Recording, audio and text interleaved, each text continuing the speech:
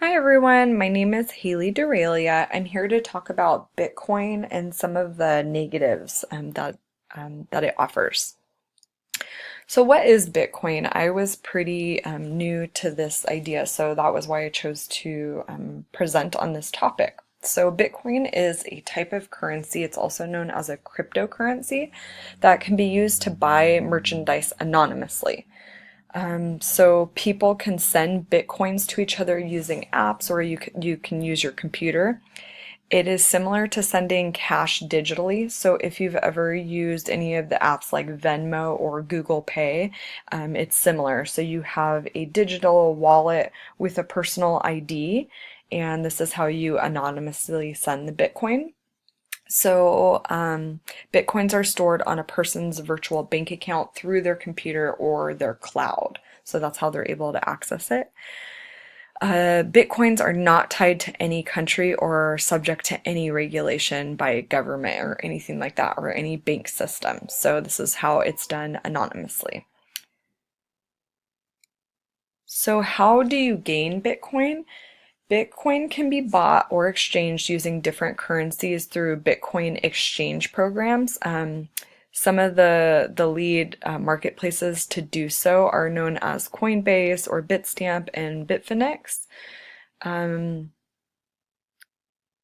This is a type of marketplace, so people also tend to compete in mining using computers to solve complex math puzzles.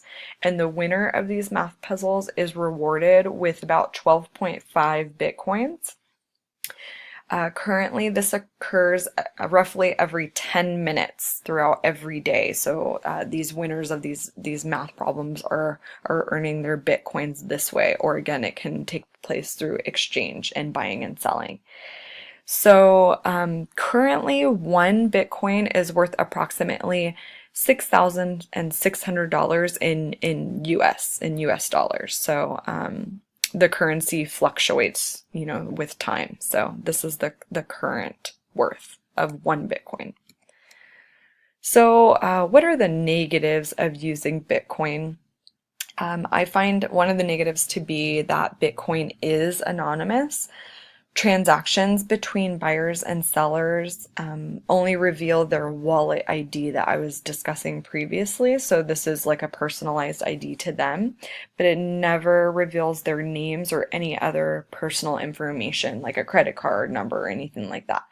So this leaves transactions anonymous and allows individuals to buy and sell anything without any trace. So there's no government, company, or bank in charge of Bitcoin. So this creates an opportunity for people to buy and purchase things that maybe they shouldn't be, like drugs or anything on the black market. So, I mean, really anything that you can buy or sell online, you can partake in illicit activity.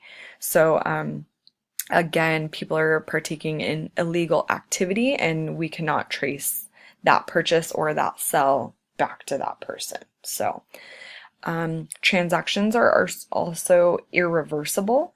So if you needed to receive a refund on anything like with a cash or credit card purchase, you would not be able to do so. Bitcoin does not allow you to do that. Again, with being anonymous, it's kind of strange. So Bitcoin was created in 2009 by an unknown person. So the creator or creators, we're not really sure, go by an alias named Satoshi Nakamoto, but no one is sure who he or she or they are. So this kind of makes Bitcoin a unreliable source because we don't even know who this creator is. They just stay anonymous, just as other Bitcoin users do. So it's kind of a weird little organization. So another dark side to Bitcoin is that there are weak points in the system, just like with any other operating system that we use online. So this creates opportunity to be exploited. So super sophisticated hackers have been known to break into the system and steal the cryptocurrency, so the Bitcoin, for their own personal use. It's similar to just stealing money, but again, it's untraceable. So this can happen through hackers stealing a key, which is a user's personal access to their cryptocurrency. So they would take it and obtain it for themselves. Hackers can exploit digital wallets that have security flaws in the system or operate fraudulent exchanges. Again, just basically stealing their cryptocurrency, a person's cryptocurrency, and keeping it for themselves. So I read up on several big hacks that have happened with Bitcoin since its creation. One of the most famous being Mt. Gox.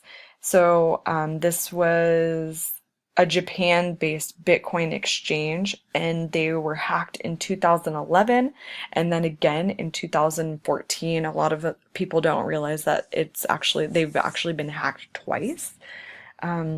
So this forced Mt. Gox to file bankruptcy, and they stated that more than $350 million went missing from their exchange. So the investors in Mt. Gox lost all of their funds completely, and no refunds were made. And again, this was anonymous, so it was hard to trace, who actually took place with this corrupt exchange, basically. So their Bitcoin obviously has some positives, but at this time it's difficult to tell the future of Bitcoin and cryptocurrency overall. So ultimately it is up to the user to decide, what they want to do. If they want to partake in this, they need to outweigh the risks and the benefits of using Bitcoin and being an operator, and basically just being smart and being a good digital citizen overall. So it's up to the user to decide if it's worth taking that risk and being a Bitcoin operator. And I just have my references listed here. So that's a little bit on Bitcoin and some of the negatives that it has. I hope you enjoyed. Thank you.